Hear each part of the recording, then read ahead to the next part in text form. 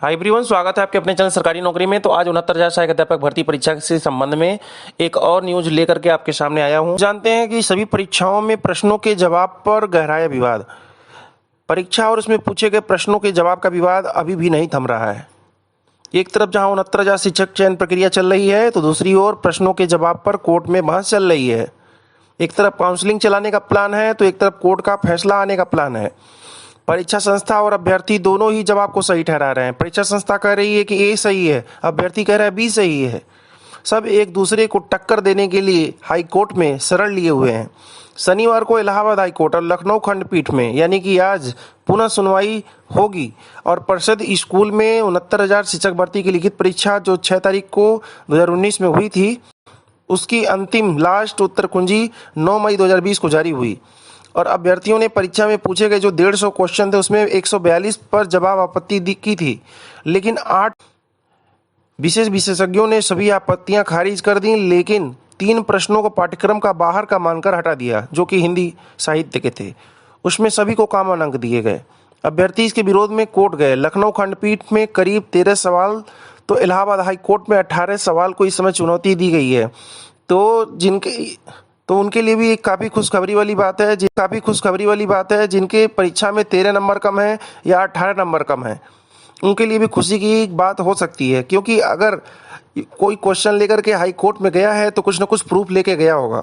अगर कहीं 13 और 18 क्वेश्चन सही हो गए, उनके नंबर मिल गए, तो आप सोच सकते हैं कितने अभ्यर्थियों की तादाद बढ़ेगी और काफ़ी संख्या में अभ्यर्थी जो है पास हो सकते हैं, इस भर्ती प्रक्रिया में शामिल हो सकते हैं। फिलहाल अभी जो इस समय करंट टाइम में बात चल रही है वो 4 प्रश्नों को लेकर के इलाहाबाद और लखनऊ खंडपीठ हाई कोर्ट में चल रही है, जिसकी सुनवाई आज होनी है।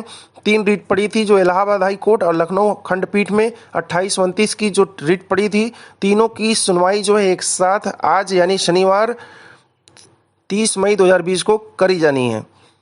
तो आज देखते हैं भर्ती प्रक्रिया का ये जो विवादित प्रश्न है यह किस तरह क्या गुल खिलाता है और क्या ये अभ्यर्थियों को एक अच्छा न्याय दिला पाता है, इससे कितने अभ्यर्थियों का लाभ हो सकता है, ये सब कुछ फैसले के बाद ही कहा जा सकता है। फिलहाल ये जो नया बात आ रहा है, कुछ लोग कह रहे हैं 11 खंडपीठ में जो कल का सुनवाई होना था उसमें बच्चे 11 क्वेश्चन भी लेके गए थे, 11 प्रश्नों पर विवाद था। और लखनऊ खंडपीठ में 13 सवाल, तो इलाहाबाद हाई कोर्ट में 18 सवाल को जो चुनौती दी गई है यह भी बिल्कुल सत्य है और बच्चे इसका प्रूफ लेके गए हुए हैं। अगर इतने सवालों को चुनौती दी गई है तो ये किसकी जिम्मेदारी है? पीएनपी ने सवालों को गलत किया है, ना कि अभ्यर्थियों ने। पीएनपी के पास विशेष विशेषज्ञ हैं, सब्जेक्ट स्पेशलिस्ट है, ना कि अभ्यर्थियों के पास।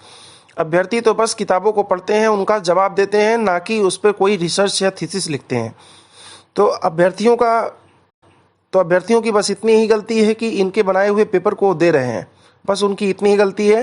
फिलहाल जिनके 13 और 18 नंबर भी परीक्षा में कम आए हैं, अपने बॉर्डर से दूर हैं, उनके लिए भी एक खास खबर हो सकती है।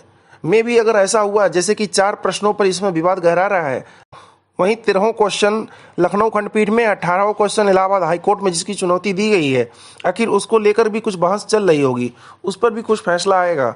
अगर इतने नंबर बढ़ते हैं तो आप समझ सकते हैं कि तादाद तो बढ़ती ही चली जाएगी और ऐसे संख्या में अभ्यर्थी इस भर्ती प्रक्रिया में कम से कम काउंसलिंग तो करा ही पाएंगे। तो बने रहिए, जानते रहिए सब कुछ हमारे चैनल से लगातार जुड़े। आज इलाहाबाद हाई कोर्ट के लखनऊ खंडपीठ में जो अहम सुनवाई होनी है उसके लाइव अपडेट के लिए हमारे चैनल के साथ लगातार बने रहिए। तो 69,000 सहायक अध्यापक भर्ती परीक्षा से रिलेटेड जितने भी न्यूज अपडेट्स हैं समय समय पर आपके सामने लेकर आता रहता हूं। तो इसी तरह अपडेट लगातार पाने के लिए मेरे चैनल पर लगातार बने रहें। मेरे चैनल को सब्सक्राइब करके बेल आइकन दबा लें और मेरे वीडियो को ज़्यादा से ज़्यादा लाइक करें, शेयर करें। धन्यवाद।